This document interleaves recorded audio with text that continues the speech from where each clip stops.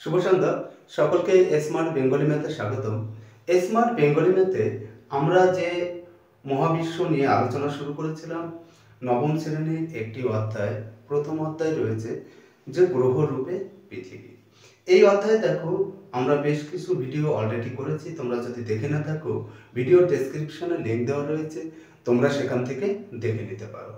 আজ আমরা আলোচনা করব পৃথিবীর আকৃতি কেমন, পৃথিবীর আকৃতি কি গোল না সমতল, এই বিষয় নিয়ে আমরা আলোচনা করব।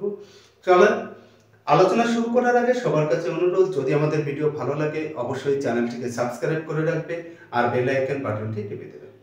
চলো কথা না বাড়িয়ে আমরা আলোচনা শুরু করি। দেখো, আলোচনা শুরু করার আগে প্রথমে আমাদের জানতে হবে যে পৃথিবীর আকৃতি কেমন রয়েছে, পৃথিবী কিরকম ভাবে সৃষ্টি হয়েছে। পৃথিবীর সৃষ্টির ইতিহাস প্রথমে আমাদের জানতে হবে। সেই ভিডিওগুলো আমি অলরেডি করে দিয়েছি, তোমরা না দেখে থাকলে অবশ্যই ভিডিও ডেসক্রিপশনে লিঙ্ক দেওয়া রয়েছে, তোমরা দেখে নেবে, না দেখলে তোমরা বুঝতে পারবে না। এখন আমরা আলোচনা করব পৃথিবী কি গোলাকার না সমতল। দেখো, প্রথম যখন পৃথিবীর সৃষ্টি হয় তখন থেকে মানুষের মনে বিভিন্ন প্রশ্ন এসেছে, পৃথিবী গোলাকার না সমতল। প্রথমে যে ভূতাত্ত্বিকেরা রয়েছে, যে দার্শনিকেরা রয়েছে, তারা যে মতবাদ দিয়েছিল যে পৃথিবী সমতল। এই যে পৃথিবী সমতল, এর সপক্ষে যারা যুক্তি দিয়েছিলেন তাদের মধ্যে কয়েকজন উল্লেখযোগ্য হল দার্শনিক হোমার, সাহিত্যিক ডেমোক্রিটাস, হেকাটিয়াস, থালেস। এরা প্রত্যেকেই কি করেছে যে না, পৃথিবী সমতল, তার সপক্ষে অনেক যুক্তি দিয়েছে। এই যুক্তির বিপরীতে প্রথম যুক্তি দেন যে পৃথিবী গোলাকার। কে বলেছিলেন? পিথাগোরাস বলেছিলেন। কত সালে বলেছিলেন? দেখো, যীশু খ্রিস্টের জন্মের প্রায় 600 বছর আগে পিথাগোরাস বলেছিলেন যে পৃথিবী গোলাকার। তাহলে পিথাগোরাস কিভাবে বলেছিলেন যে পৃথিবী গোলাকার? দেখো, পিথাগোরাস যখন দেখছে যে পৃথিবী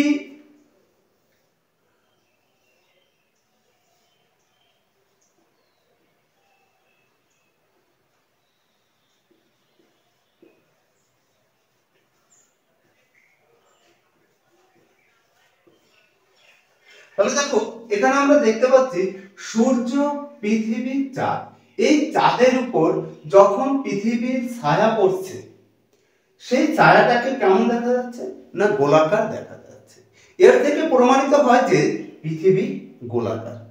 এটা একটা তথ্য পিথাগোরাস বলেছিল। এরপরে দেখো রয়েছে যে পৃথিবীর পরিধি নির্ণয় করে কি করেছিল, পৃথিবী গোলাকার তার সপক্ষে যুক্তি দিয়েছিলেন। তাহলে পৃথিবীর পরিধি কে নির্ণয় করেছিল? এরাটোস্থেনিস পৃথিবীর পরিধি নির্ণয় করেছিল। তারপরে দেখো, পৃথিবীর অক্ষরেখা ও দ্রাঘিমা রেখা নির্ণয় করে পৃথিবীর গোলাকার চিত্র অঙ্কন করেছিল টলেমি। কে করেছিল? টলেমি।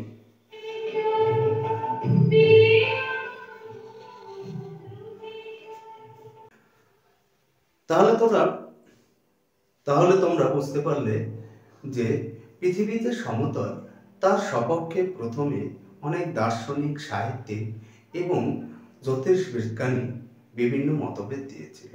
তার মধ্যে উল্লেখযোগ্য বেশ কয়েকজনের নাম আমি বললাম, তোমরা এগুলো ভালো করে মুখস্থ করে রাখবে, কারণ এখান থেকে প্রশ্ন আসার সম্ভাবনা রয়েছে যে কোন বিজ্ঞানী, কোন দার্শনিক বলেছিল যে পৃথিবী সমতল।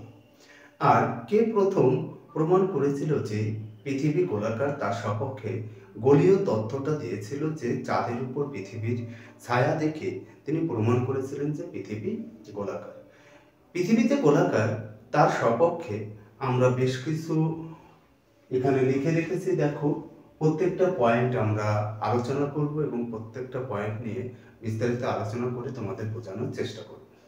পাশে থাকবে এবং ভিডিও যদি ভালো লাগে অবশ্যই চ্যানেলটিকে সাবস্ক্রাইব করে রাখবে আর বেল আইকন বাটনটি টিপে দেবে।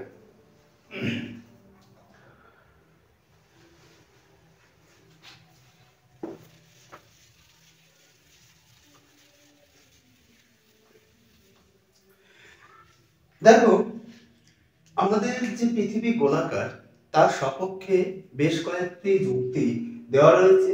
তার মধ্যে যে যুক্তিগুলো রয়েছে এই যুক্তিকে দুটি ভাগে ভাগ করা যায়। একটা হচ্ছে অতীতকালের যুক্তি, অর্থাৎ অতীতে যে যুক্তিগুলো দেওয়া হয়েছিল সেই যুক্তির উপর নির্ভর করে বলা হয়েছিল যে পৃথিবী গোলাকার। দ্বিতীয় রয়েছে বর্তমান, অর্থাৎ আধুনিক যুগে যে বিজ্ঞানীরা বলেছিল যে পৃথিবী গোলাকার তার সপক্ষে বেশ কিছু যুক্তি দিয়েছিল। আমরা প্রথমে দেখবে যে অতীতকাল নিয়ে আমরা আলোচনা করব। প্রথম পয়েন্ট রয়েছে, দেখো, গোলাকার ছায়া তথ্য। গোলাকার ছায়া তথ্য বলতে কি বোঝাচ্ছে, দেখো আমি একটা ছবির মাধ্যমে বোঝানোর চেষ্টা করছি।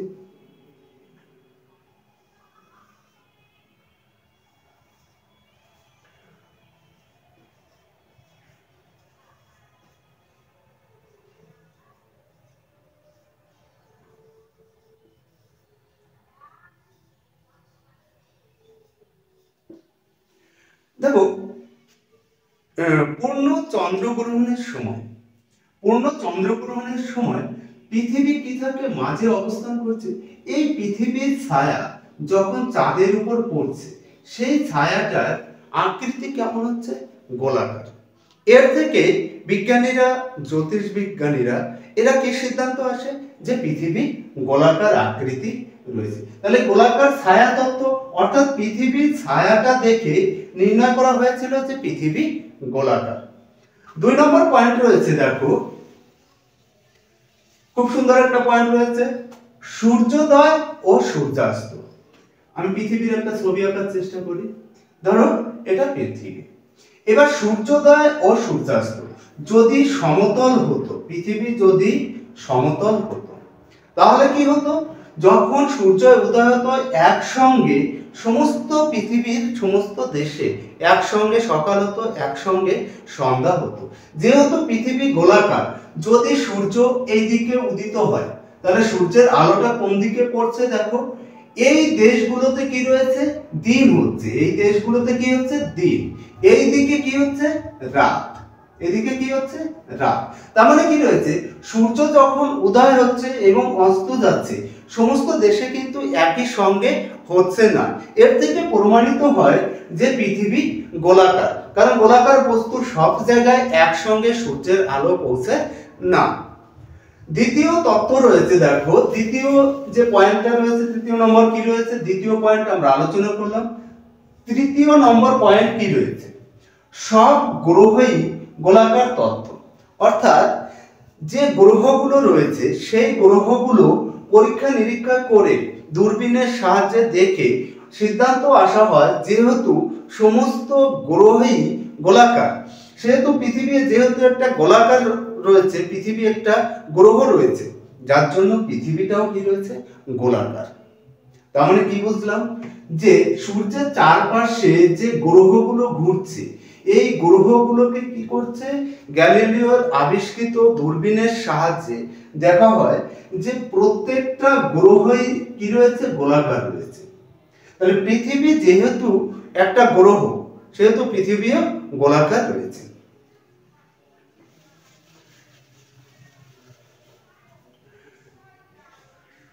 চার নম্বর পয়েন্ট, গোলাকার সমুদ্র পৃষ্ঠ। তাহলে গোলাকার সমুদ্র পৃষ্ঠ যদি আমরা দেখি, সমুদ্র পৃষ্ঠ যদি আমরা ভালো করে খেয়াল করি, সমুদ্রে যখন জাহাজ চলে, সমুদ্রে কি করছে, জাহাজ চলছে বা নৌকো চলছে। এই যে জাহাজ বা নৌকো চলে, এই জাহাজটা বা নৌকোটা কি রয়েছে, কিছু সময় পরে কিন্তু আর এই নৌকোটাকে দেখা যায় না। সমুদ্রে যখন জাহাজ চলছে, সমুদ্রে দেখবে কিছু সময় পরে কি রয়েছে, সামনের পজিশনটাকে আর দেখা যায় না, পিছনের পজিশনটাকে দেখা যায়। কিছু সময় পরে দেখবে যে জাহাজের যে চিমনি দিয়ে ধোঁয়া বেরোয় সেই চিমনিটাকে শুধু দেখা যায়। কিছু সময় পরে আবার কি রয়েছে, চিমনিটাকে দেখা যাচ্ছে না, শুধু ধোঁয়াটাকে দেখা যায়। এর থেকে কি সিদ্ধান্তে আসা হয় যে না, পৃথিবী গোলাকার।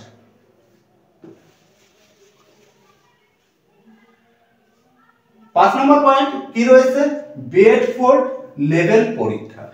বেডফোর্ড লেভেল পরীক্ষাটা কত সালে করা হচ্ছে, 1870 সালে করা হয়। কোথায় করা হয়, ইংল্যান্ডের একটি খাল রয়েছে বেডফোর্ড খাল। এই খালে কি রয়েছে, 1870 সালে কিন্তু আলফ্রেড ওয়েলাস কি করে পরীক্ষা করে। তাহলে আলফ্রেড ওয়েলাস কি করছে, বেডফোর্ড খালে পরীক্ষা করে। কিভাবে পরীক্ষা করে দেখো, ওই যে নদীটা রয়েছে ওই নদীতে 3টি সম দূরত্বে দণ্ড পুঁতে রাখা হয়। এবার যখন কি রয়েছে, এর দূরত্ব কত রয়েছে, 1 কিমি দূরত্ব রয়েছে। তাহলে প্রত্যেকটা দণ্ডের দূরত্ব কত রয়েছে, 1 কিমি করে দূরত্ব রয়েছে।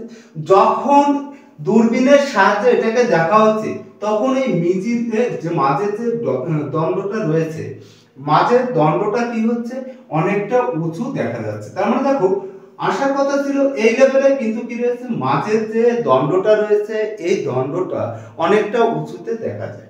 এর জন্য কি রয়েছে, প্রমাণিত হয় যে পৃথিবী গোলাকার।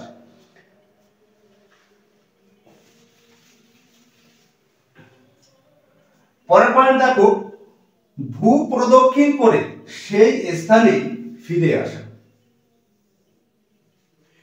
কি করেছে দেখো, পর্তুগিজ নাবিক ম্যাগেলান, ফার্দিনান্ড ম্যাগেলান কি করছে 1519 সালে, ধরো এখান থেকে রওনা দিয়েছে, এই বন্দর থেকে কি করেছে, রওনা দিয়েছে, আবার কি করেছে, এইভাবে প্রদক্ষিণ করে আবার সেই বন্দরে ফিরে এসেছে।